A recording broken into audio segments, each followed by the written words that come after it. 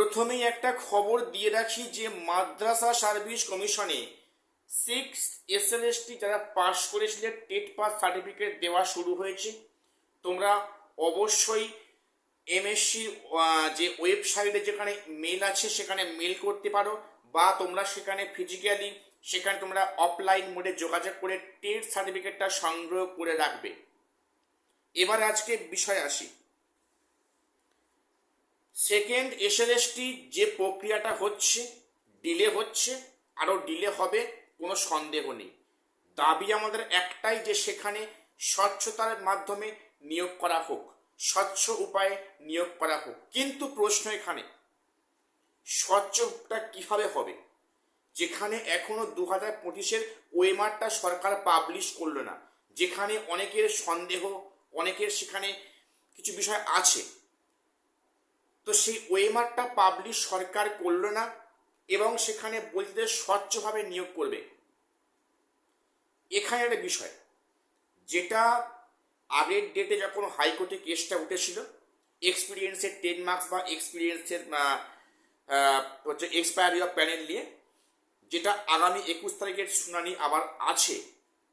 এখন সেখানে যেটা এসএসসির পক্ষে আইনজীবী বলেছেন যে সরকারি রুলস অর্থাৎ বিজ্ঞপ্তি 2025 এসএলএসটি যেটা গেজেটে আছে, গেজেট মেনেই নিয়োগটা হবে। কথাটা খুব ভালো কথা। সত্যি যদি গেজেট মেনে নিয়োগটা হয় তাহলে এক্সপিরিয়েন্সের মার্কস কিন্তু ইন্টারভিউর আগে অ্যাড হওয়ার কথা নয়। আমার একটা বহু পুরনো ভিডিওতে একজন আমাকে কমেন্টস করেছো এই গত কয়েকদিনের মধ্যে, আমি তার উত্তর এখনো দিইনি।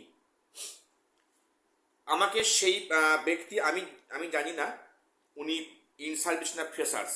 প্রথম বলি, ফ্রেশার্স বা ইন সার্ভিস আমার কিন্তু কারোর সাথে কোনো শত্রুতা নেই। আমি কারোর হয়ে কথা বলছি না। অনেকে আমাকে তমকা দিচ্ছ যে আমি ফ্রেশারদের হয়ে কথা বলছি, কেউ বলছে আমি ইন সার্ভিস থেকে কথা বলছি।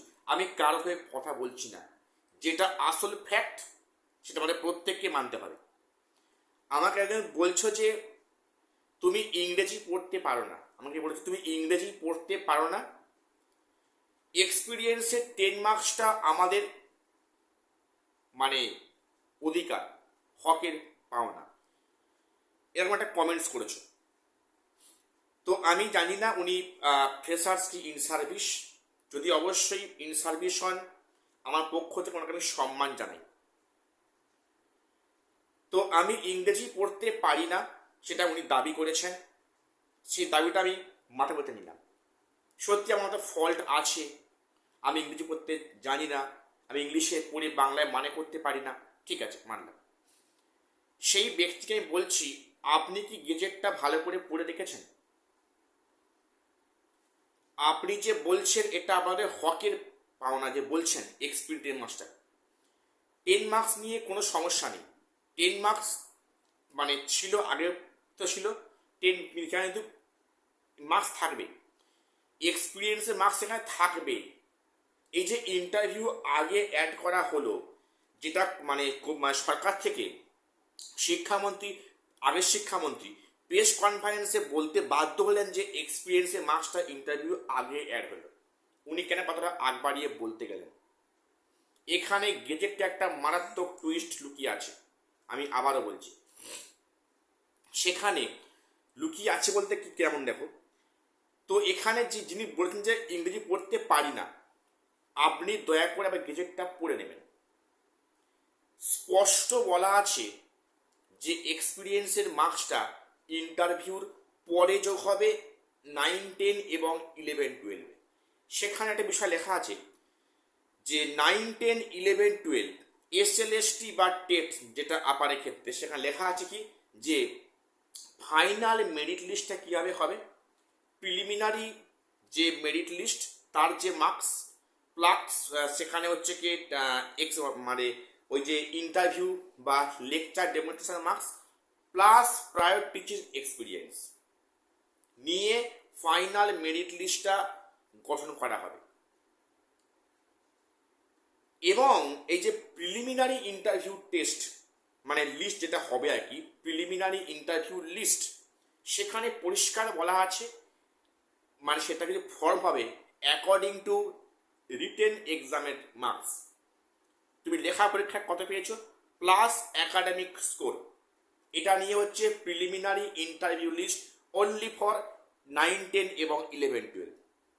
এবং সেখানে ফাইনাল মেনে নিচ্ছে কী হবে, যে প্রিলিমিনারি যে মার্কসটা পেয়েছো প্লাস ইন্টারভিউ বা লেকচার ডেমনস্ট্রেশনে পাওয়া marks plus prior teaching experience. এই কথাটা কি মানে?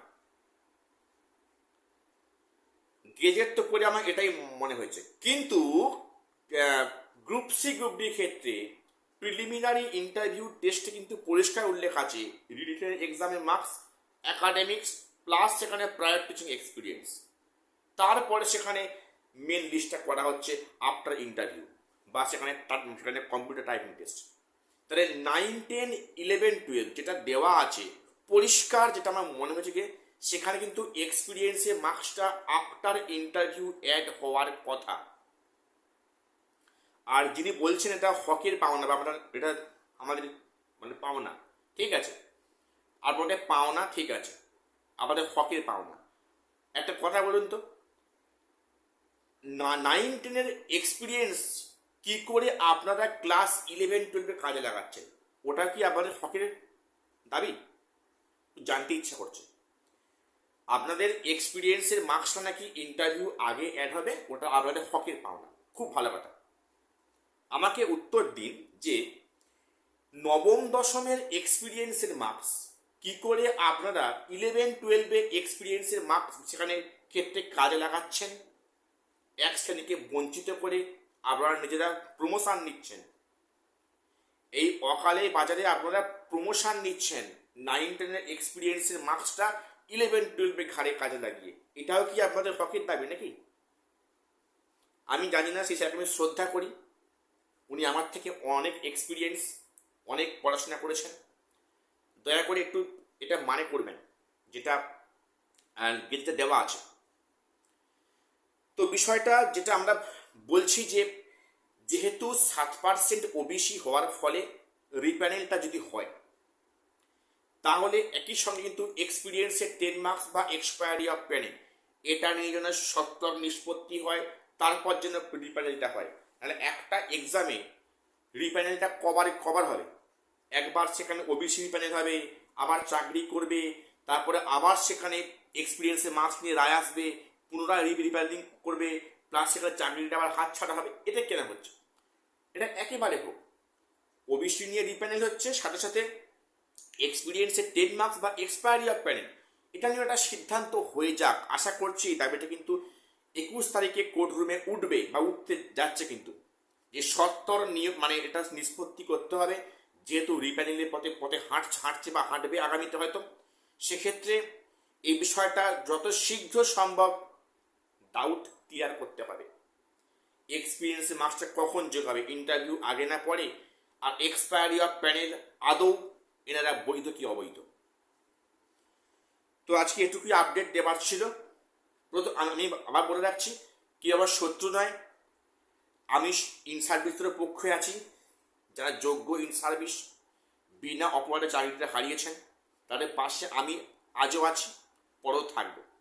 প্লাস যারা বঞ্চিত যোগ্য ফ্রেশার্স ফুল মার্কস পেয়ে যারা চাকরি পায়নি, এর বিহিত আমাদের চাই।